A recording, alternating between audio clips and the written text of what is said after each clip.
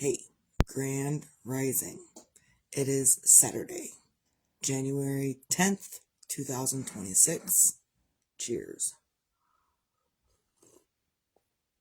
And we've made it through our first whole week of this year. Not the first year, but we've made it through an entire week of the brand new year. A lot of us have. Some of us haven't. I have seen still many posts from my friends of people that they love passing away suddenly, and I don't get it. I don't understand it. But so that's why we talk about grief here these days. I didn't used to, but that's what I'm doing these days. I'm grieving. Others are grieving. So we're talking about grief. So the husband is awake. I thought I would get this done before the husband woke up. The kid's still sleeping, but he's not coming out here. Whatever.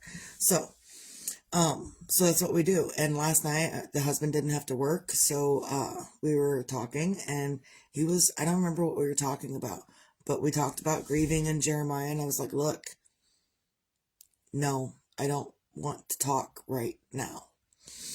Because nighttime, when it's evening and it gets dark out, it's so much harder than during the light of day.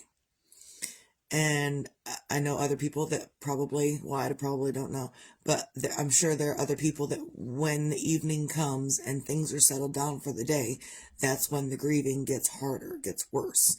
And I told the husband, I said, look, I don't want to talk about this so much that when I'm done doing everything I do during the day and I sit down to relax and do nothing, I play on my phone, I watch TV. Because the hurt hurts too much. I can't just not do anything. Because when I just not do anything, I don't have anything playing in the background. I don't listen to anything. I don't have any music playing. And I don't want to listen to music. That's when it hurts the most. I took a shower last night. It was late. Everyone else was sleeping. Except the husband. And so in the shower even, I was starting to, get stuff done. I was washing my hair. I was shaving my legs. I was shaving my armpits. I was cleaning everything up. And it takes a while because when I wash my hair, then I wash my face, then I condition my hair, then I put it up, it's a whole process. It's like a good 45-minute process of getting stuff done in the shower. And I started last night with the shower, and I didn't have anything playing on my phone. I was just going to get a regular shower and with nothing extra. And when I say nothing extra, I've been listening to conspiracy theory stuff on my phone, stuff about gods and the old gods and stuff. I've been listening to all of that. And it seems to me like the only time I'm not overthinking my grief is when I'm listening to that stuff. So I got in the shower, I washed my hair, washed my face, and then I conditioned my hair because, when you're in the shower, everything's dripping. I've got a whole lot of hair. And so if I choose to step out of the shower for any reason, and currently it was to get my phone to load up a conspiracy theory video, because standing there in the shower and knowing as long as I was going to be in the shower, I couldn't stand my own thoughts. Not that I couldn't stand my own thoughts, but it makes me cry excessively. And crying excessively makes my entire body hurt. So I, even if I don't want to, have to hold myself back from the deep-seated grief that I know I'm experiencing. I don't know how other people are experiencing it, but that's what I'm experiencing. And if I don't keep myself occupied, even if it's just my mind, I can be occupied all day long. I can keep my hands busy all day long. But if I don't have something playing in the background, my thoughts are running rampant. You think you have an overthinking problem? Hey, Grand Rising, Shauna. You think you have an overthinking problem? This chick right here has an overthinking problem. I am always overthinking. And it's probably one of my biggest flaws is that I am always overthinking everything. And I also know, since I've been doing what I've been doing, that the overthinking will derail me faster than anything else. And it will put thoughts in my head that I don't want to be there. I don't want those thoughts to be there. I want to be here, but I don't want those thoughts running rampant in my head. So I have to turn off my overthinking. And it's not easy to do. So happy I've been practicing this for the last 7 to 8 years, maybe even up to 10 years. I've been practicing turning off my thinking. And it's not an easy process. Again, I've been practicing for quite a few years and I still can't always turn my thoughts off. I still overthink. The thing with healing anywhere, anytime, anything in your life is that you're still going to have instances where you're going to go back into your old habits, go back into your overthinking, go back into your crying, go back into whatever it is that has hurt you. You will have instances that do that to you.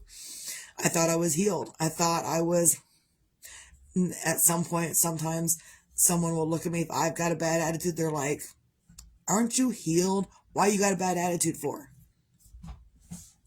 And no, I said I'm healing because in the process of healing, no one is ever fully healed. Like you can fully heal from a disease, you can fully heal from an injury, you can fully heal from a whole lot of things.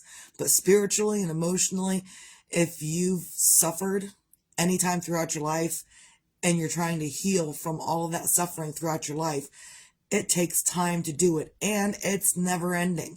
If you were abused and ridiculed as a child, Grand Rising Terry.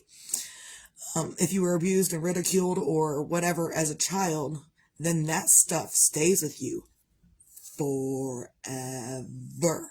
Bonus points if you can tell me what movie that's from. That's a great movie. Forever. It's with you forever. So just because you're healing doesn't mean you're ever going to be fully healed. And again, you can heal broken bones. You can heal, different things. You can heal different parts of your body. I've got this crap on my face I've been trying to heal and it's not working. It's like there and there and there and it's just all over. I don't know what it's from, but it's been like, it could be menopause, cougar puberty. That's what I've been told, cougar puberty. That's what I've been hearing. And I got wisdom glitter to go along with cougar puberty. So we're doing good over here. But you still can't heal yourself fully emotionally if you've been through trauma at all. Again, I thought I was emotionally sound, emotionally stable. I was wrong. And even when you think that you've got a handle on it, you got it, grabbed it by the cojones and you told it what you're going to do, you still can't do it. And it's hard because a lot of people will, and this is one of the reasons I talked about this, is because a lot of people are confused in how to heal themselves. Namaste. I will do it properly. Because I feel like I need some namaste today. There was someone that was going to come over that I don't really care for to see Grandma, and Grandma's not going to be here all day long. So I don't have to worry about that person spending any time here because Grandma's not going to be here. So bonus.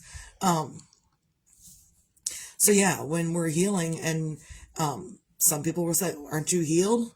No, I'm never going to be fully healed. What I am going to do is consistently work on it for myself. And what I am going to do is, I remember I don't remember why we were talking about it, but the husband was kind of trying to crack jokes at me last night, and not at me, but crack jokes to make me laugh. And I will laugh because he's the funny man. He's the one that's been assigned. Oh, good. Perfect. He was assigned to me to make me laugh. That's it. That's his job. Make me laugh. And even now in these days, the last couple of months, every time he makes me laugh, why do you make me laugh for?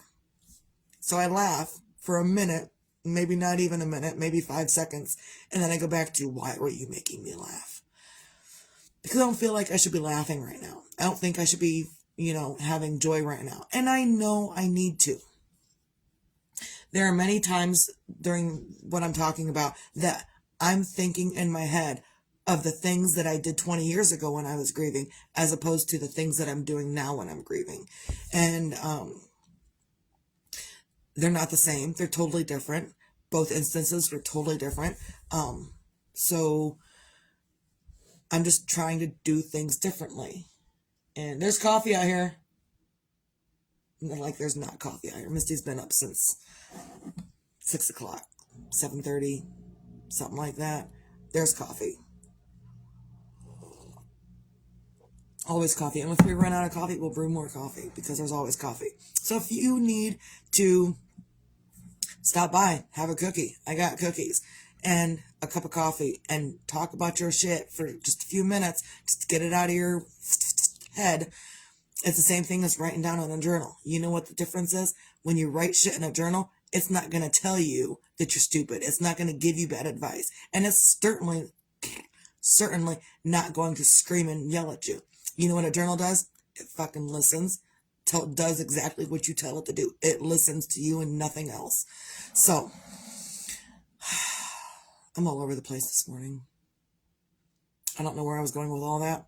But healing is a process that sometimes you feel like you've got it licked, you're good to go, and then something happens to shut you the fuck down, telling you you're wrong, you ain't healed for shit. But even last night, the husband was saying something, maybe he was trying to make me laugh, and then I went into kind of a sad spell, and I told him that the grief is heavier during the evenings. Like, all day long, I kind of put I've been doing what I tell people, and I ball up my emotions. I don't physically stand here and ball up my emotions and then put it in a bag and set it off to the side. Literally, I am, I don't want to deal with it right now, so I don't.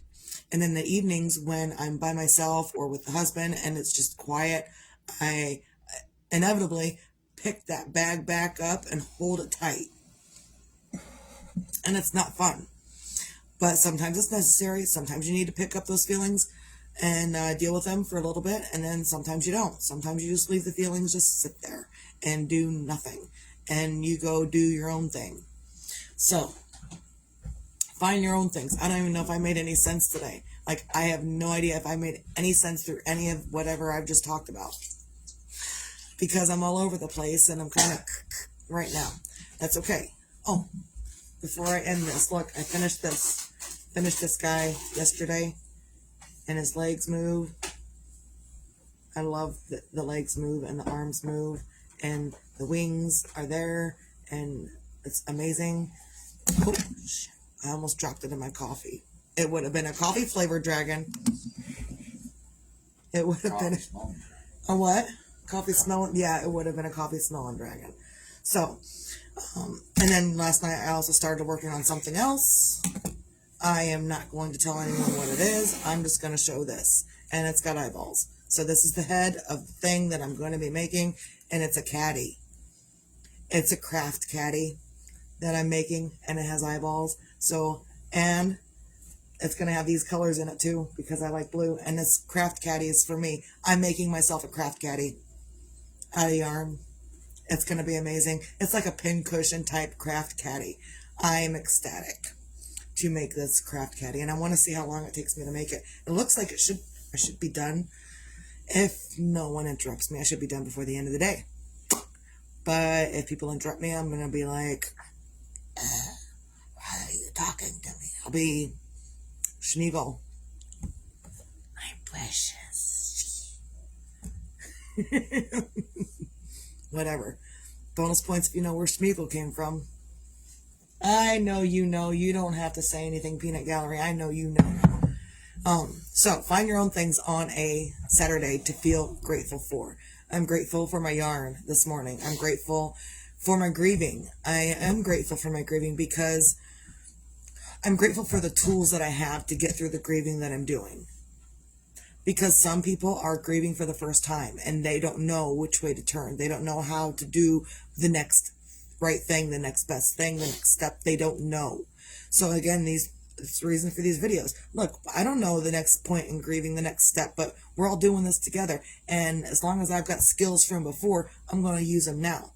I'm not going to forget what I've learned in the past. Now, what I'm going to do is take my skills and put it out there for others so they can collaborate their own little whatever grief thing for themselves. And it's not going to be the same as mine. I'm going to be doing different things. That's okay. But some of the things that I say, everyone can use all across the board. I try to give out blanket advice. So like if I'm working with yarn and eyeballs and stuff, by the way, look at these. So after I put the eyeballs in, I flip it. I'm not talking to you, I'm talking to them. And then I put these little washers on, turn it right side all the way out. I put these little washers on, and then I take, it's got a tip on it normally, and I take that and I melt it so it stays in place.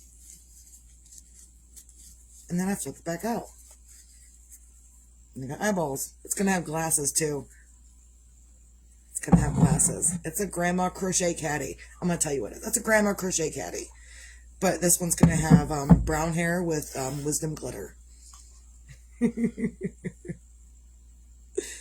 going to have brown hair with wisdom glitter and glasses. Secret. What? You can't keep a secret. I can't because I'm so excited for it. I'm ready to get it done. So, find your own things on a Saturday to feel grateful for. I'm grateful that I have this. I'm grateful for the husband that I have. I'm grateful for the kid that I have who's still sleeping, she successfully went through her first week after Christmas break and didn't go crazy. So she's still sleeping and I'm not going to wake her up. I'm going to let her wake up on her own. I don't care. So find your own things to feel grateful for. I just put out there what I'm grateful for in the instances that I'm grateful for things, so you can get some ideas for yourself to feel the gratitude for yourself, because feeling the gratitude really is magic for yourself. And there's so many people that wake up on the wrong side of the bed and they have nothing to feel grateful for. And my answer to that is, if you have nothing else to feel grateful for, just be grateful you can wipe your own ass. I'm going to say it every day, because it's important that to be grateful to wipe your own ass. Someday you're not going to be able to, and you better hope that job goes to a person that does a good job for you and does paperwork well. Or buy yourself a good bidet. Oh, a bidet. That's what I need, a bidet. That's exactly what I need in our house. When we get our house, we're going to have a bidet. It costs like $2. I don't care. This is going to get me my bidet. Maybe I'm full of shit. Maybe I'm not. Who knows? But that'll get rid of it. Whatever. It'll wipe it right away for you. Grand Rising Abaya and Candy and everybody else. So also, be your own magic, find your own magic. Sometimes your own magic is in figuring out a different way to get the things done that you want to do. You want to take that somewhere else? Thank you. That's why. So, I will tell him in a minute. Abaya says hi. I made him walk away. We're still smokers. So, he was smoking a cigarette and starting to cough, and I was like, we're not, right here, right now, right here, right now, right now. We're not. Take it to the other room. Thank you. I love you, and take it to the other room. I deal with him in a whole different way that I've never dealt with people before. And, I don't really get crappy with people, but I do say, hey, this is bothering me, so can you not? And it's up to them whether they want to get crappy about it, or if they concede and say, yeah, I get it, I understand, I'll go do something else. I have a husband that understands and goes and does something else, especially when I'm irritated, especially when the sound of his breathing is really getting on my nerves, because that's a real thing, apparently. So, I think it's menopause symptoms and stuff.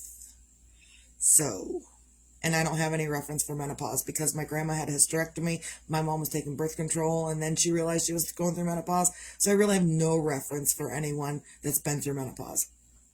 So I'm just doing this on my own, fresh, right out the gate. So be your own magic, find your own magic. I don't know where I was going with that, but be your own magic, find your own magic. And sometimes your own magic is in just doing stuff for yourself, getting stuff done for yourself. Sometimes your own magic is putting your feelings to the side. Sometimes your own magic is in shutting up. Sometimes your own magic is in picking stuff up. Go ahead, keep looking at me the way you are.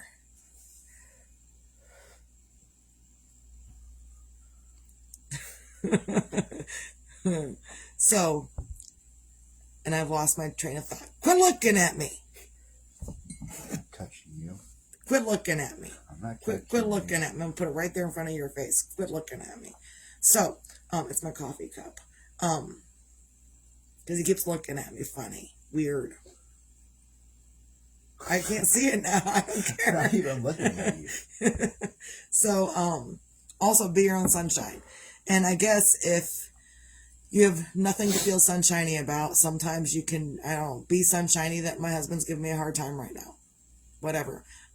Sometimes your own sunshine is in getting your stuff done. Sometimes your own sunshine is not available. Did you ever think of that? Sometimes you're just not sunshiny, and that's okay. You don't gotta be sunshiny 24/7. You can be angry and frustrated, and you can be those things. Just don't unpack and live there. And if you find your sunshine, definitely unpack and live in your sunshine. But if you're in the negative feelings, don't unpack and live there. It sucks. And if you need help getting through so you can find your own sunshine on the other side, send me a message. I haven't been so openly available to others in the past because I didn't want to be.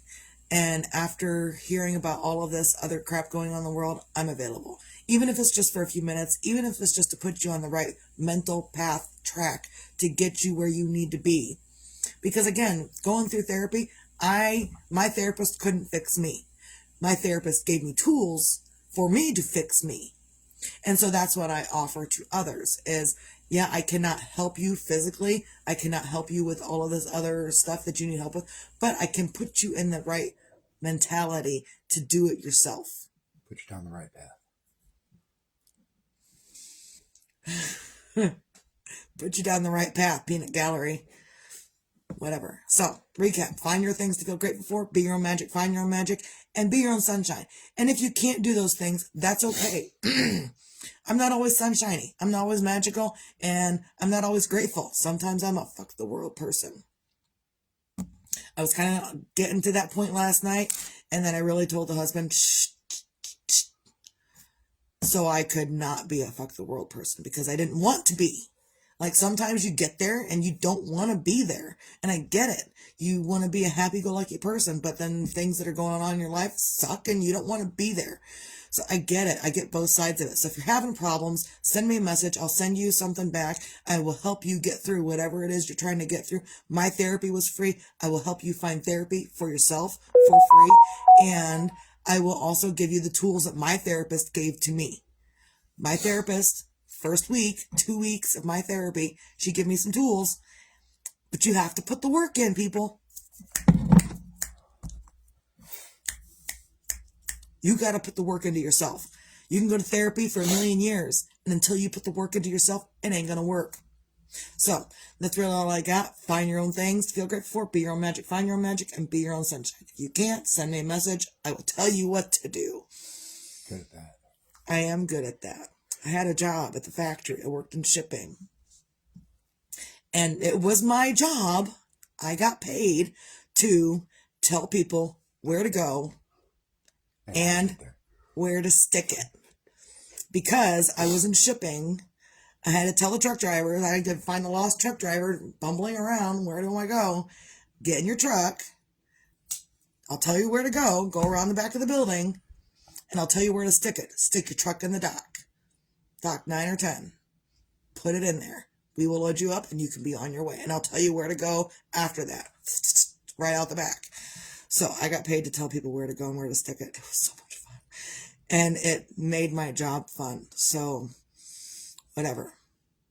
You can tell people where to go and where to stick it. And it can be a fun thing to do too. And it doesn't have to be a negative thing. So that's all I got. Everyone have a great day. Steve out.